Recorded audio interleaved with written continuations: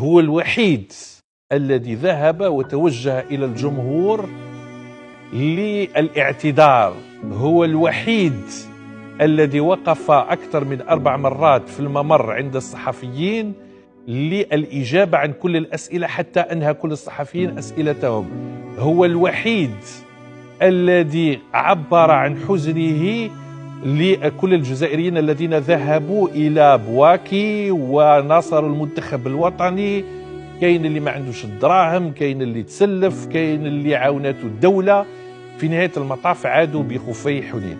فعيسى ماندي افصلوا كرة القدم، هذا الطفل مربي، هذا طفل ابن عائلة، فلا يجوز، عيب أنه ما حدث له من رمي القارورات من بعض الأنصار.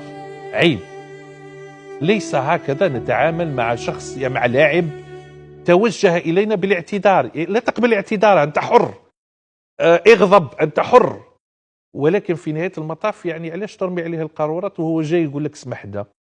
في نفس الوقت يعني تحمل مسؤوليته كقائد للمنتخب، ونحن لمنا رياض محرز على أن القائد لا يتصرف مثل ما تصرف رياض محرز حين وضع إيموجي بأنه لا يستمع إلى الانتقادات، بل القائد هو هذا الشاب الذي يظهر على الشاشة، هو عيسى ماندي،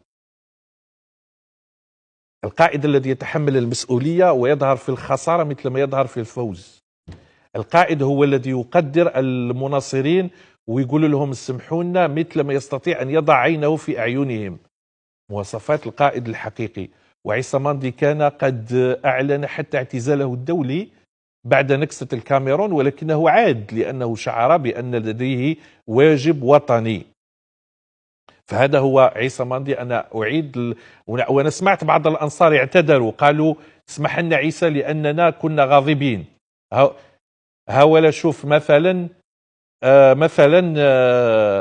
عندنا هنا لما ذهب إلى الصحفيين هو وأحمد طوبة فقط، هو وأحمد طوبة ذهب فقط، وقام بالاعتذار للجمهور وذهب للصحفيين وتحدثوا وردوا على كل أسئلة الصحفيين. فهذا هو عيسى ماندي الذي يجب أن يحترم ولا يرمى بقارورات الماء.